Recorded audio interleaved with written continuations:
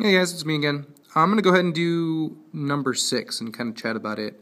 The picture kind of looks scary, and I think that's what's throwing most of you off, is that, you know, you've got a coordinate plane, you've got this 225, you want coordinates. That is freaking some of you guys out.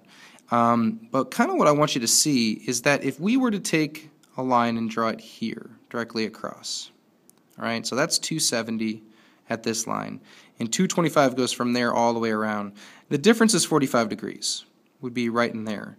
And you draw a line from this point back over to the y-axis, you're making a little bit of a right triangle there, right? That right triangle, which would look like this, all right, where you've got the 45 degrees,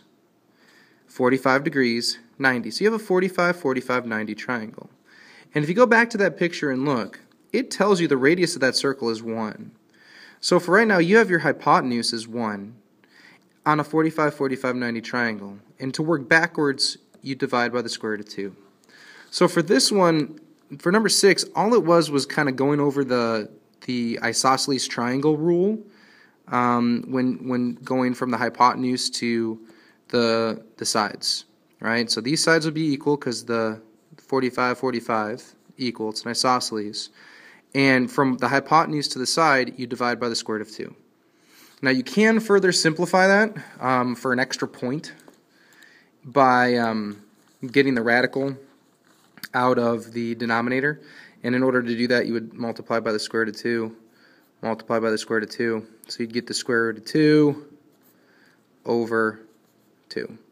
And that would get you just a single additional point. And that's really what I was looking for. That's the main idea. The final then answer for the coordinates there, because this is on the bottom left quadrant here, you would have negative 1 over the square root of 2, comma, negative 1 over the square root of 2 as your coordinates there. All right, so this was just a 45, 45, 90 triangle. Number 7, the next one, they wanted the area of this triangle, and they gave you a 30, 60, 90, and then they told you this was 40 centimeters.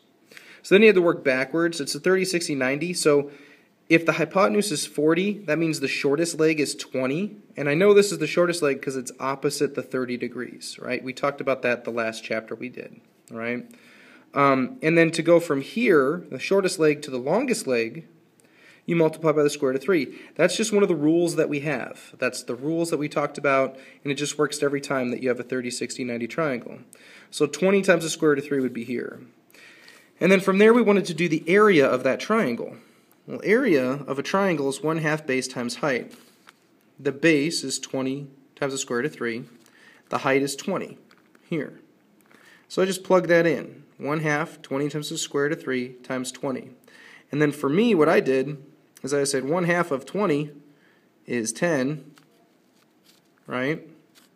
So then 20 times 10 is 200. You leave the square root of 3, and that would be your final answer.